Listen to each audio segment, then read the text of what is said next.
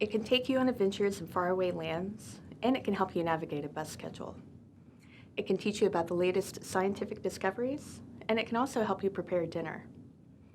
You'll need it to apply for a job at a Fortune 500 or at McDonald's, and you need it to stay informed and communicate in today's society. It is the ability to, the power to, the right to read. Despite the ever-increasing importance of literacy in today's society, 1/3 of fourth graders have read below basic levels for the past 25 years in our nation. Of those who struggle with illiteracy, they are more likely to drop out of school and to become involved with drugs and violence and crime. In fact, the state of California plans how many prison cells it needs to build for the future based upon its fourth grade reading rates. This issue is so critical that the National Institute of Health has declared illiteracy a public health issue. So what do we do? There's one factor that is more influential in a child's success or lack thereof in learning to read than any other. It is not class size or teacher-student ratio. It is not home environment or parent support.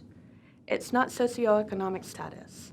The most influential factor is the quality of the instruction a student receives. What does quality reading instruction look like?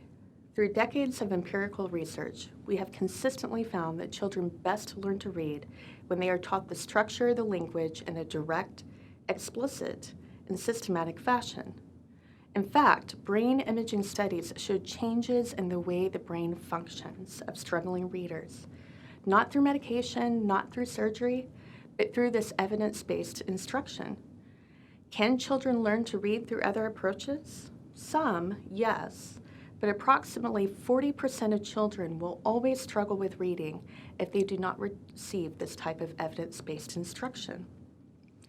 So we have a large body of evidence about how to most effectively teach reading, yet we have a large number of children who struggle to learn to read. What is the missing link? It lies in teacher preparation. In order to teach the structure of the language in a direct, explicit, and systematic fashion, it requires a teacher who has a deep understanding of a very complex writing system. In fact, one reading expert famously asserted that teaching reading is rocket science. English maps out its spoken language into written language by the individual sounds called phonemes, and then is governed by a set of patterns and rules that dictate when to use a certain letter or group of letters to represent those phonemes in written language. For some people, these patterns will be internalized over time, but for other people, they will never pick up on these patterns unless they receive explicit instruction. And explicit instruction requires a teacher who has a deep and explicit understanding. Sadly, teachers have demonstrated a lack of knowledge and understanding necessary to teach reading effectively for the past several decades.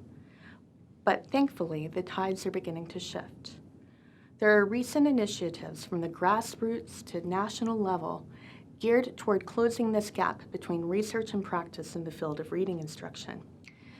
In many states, teacher candidates are now required to complete a Science of Teaching reading exam before they can earn their teacher certification. Many school districts are now asking prospective teachers to provide evidence of their understanding of the Science of Teaching reading before they are hired.